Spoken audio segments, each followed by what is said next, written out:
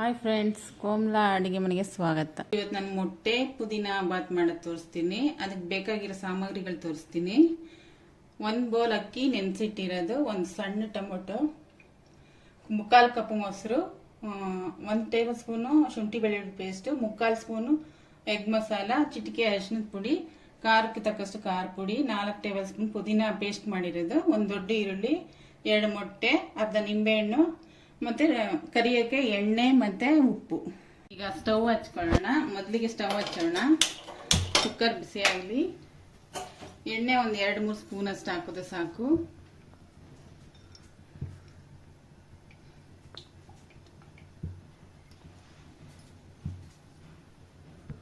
ಎಣ್ಣೆ ಕಾಯ್ದಿದೆ, ಈರುಳ್ಳಿ ಹಾಕೋಣ.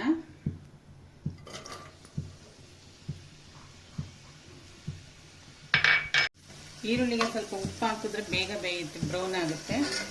ಚಿಟಿಕೆ ಹಾಕಿದ್ರೆ ಸಾಕು.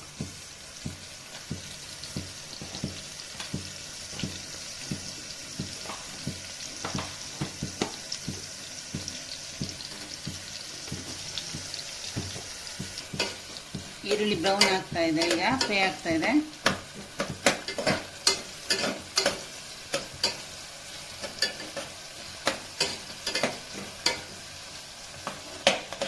ಈರುಳ್ಳಿ ಬ್ರೌನ್ ಆಗಿದೆ ಫ್ರೆಂಡ್ಸ್. ಈಗ ಟೊಮೊಟೊ ಹಾಕೊಳ್ಳೋಣ.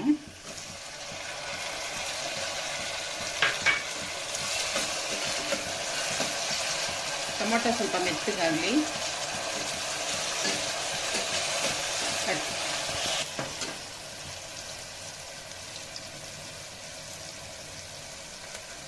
ಈಗ ಇದಕ್ಕೆ ನಾವು ಶುಂಠಿ ಬೆಳ್ಳುಳ್ಳಿ ಪೇಸ್ಟ್ ಹಾಕೋಣ.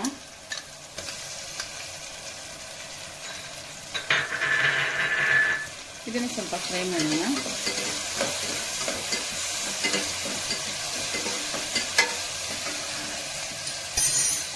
ಆಮೇಲೆ ಅರಿಶಿನ ಪುಡಿ ಹಾಕೋಣ. ಚಿಟಿಕೆ ಸಾಕು.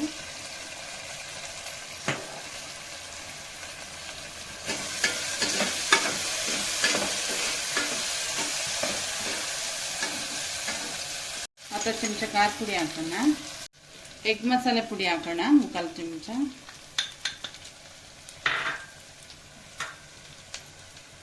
ಆಮೇಲೆ ಪುದೀನ ಪೇಸ್ಟ್ ಮಾಡ್ಕೊಂಡಿದ್ದೀವಲ್ಲ, ಅದು ಹಾಕೋಣ.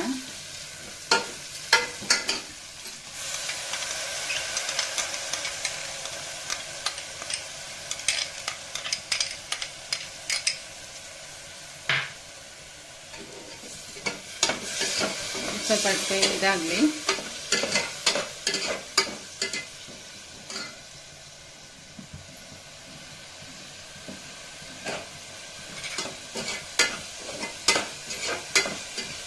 ಮೊಸರು ಹಾಕೋಣ. 3/4 ಕಪ್ ಮೊಸರು.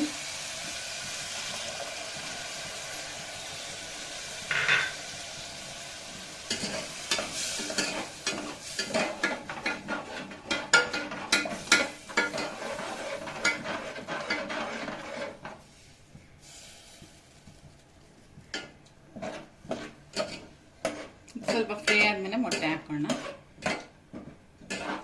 ತುಂಬ ಸುಲಭವಾಗಿ ಮಾಡ್ಬೋದು,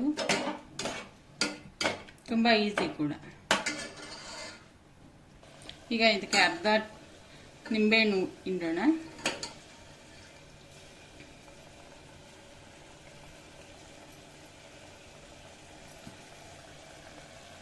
ಕುದೀತಾ ಇದೆ ಈಗ.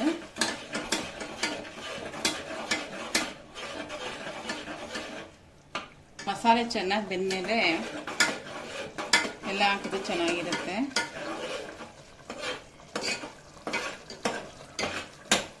ಈಗ ಮೊಟ್ಟೆ ಹಾಕೋಣ.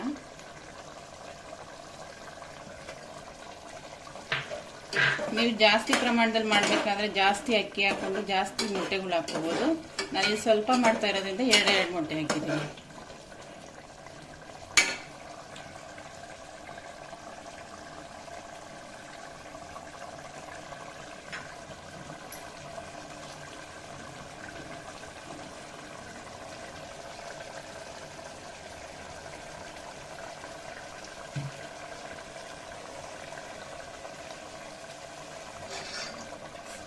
ಸ್ಮೆಲ್ ಚೆನ್ನಾಗಿ ಬರ್ತಾ ಇದೆ.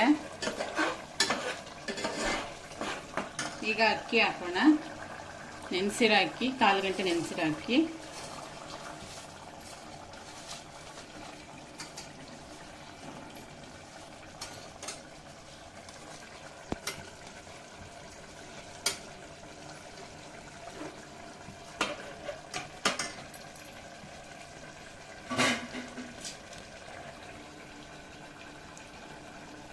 ನೋಡಿ, ಇದ್ರಲ್ಲಿ 1 ಕಪ್ ಹಾಕಿದ್ದೆ, ಇದ್ರಲ್ಲಿ 2 ಬೌಲ್ ನೀರು ಹಾಕ್ತೀನಿ.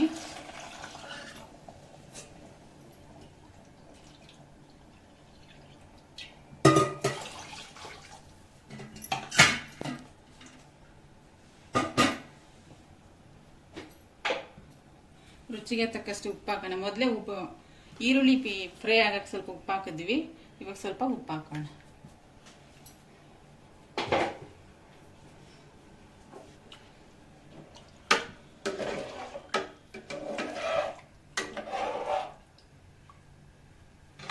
ಈಗ ಇದನ್ನ ವಿಷಲ್ ಹಾಕಿ ಮುಚ್ಚೋಣ. ಮುಚ್ಚಿ 2 ವಿಷಲ್ ಬಂದ್ಮೇಲೆ ತೆಗಿಯೋಣ.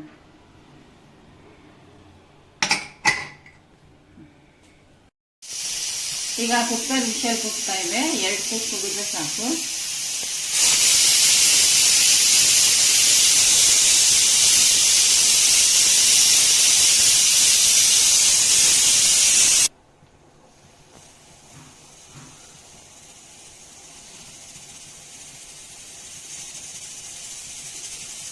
ಈಗ ಸ್ಟವ್ ಆಫ್ ಮಾಡ್ಕೊಳ್ಳೋಣ. 2 ವಿಷಲ್ ಆಗ್ತಾ ಇದೆ. ಬನ್ನಿ ಫ್ರೆಂಡ್ಸ್, ಈಗ ಇದು ಕುಕ್ಕರ್ ವಿಷಲ್ ಆರಿದೆ, ಹೇಗಾಗಿದೆ ಅಂತ ನೋಡೋಣ.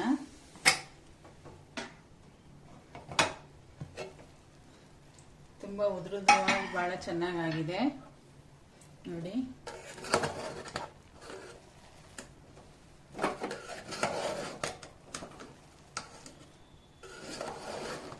ಮೊಟ್ಟೆ ಇರೋದ್ರಿಂದ ನಿಧಾನವಾಗಿ ತಿರುಗಿಸ್ಬೇಕು.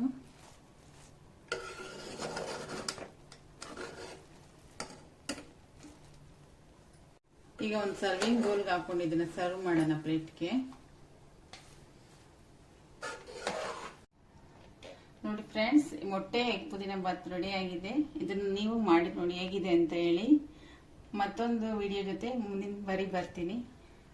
ಇದನ್ನು ಎಲ್ಲರೂ ವೀಕ್ಷಿಸೋದಕ್ಕೆ ಧನ್ಯವಾದಗಳು.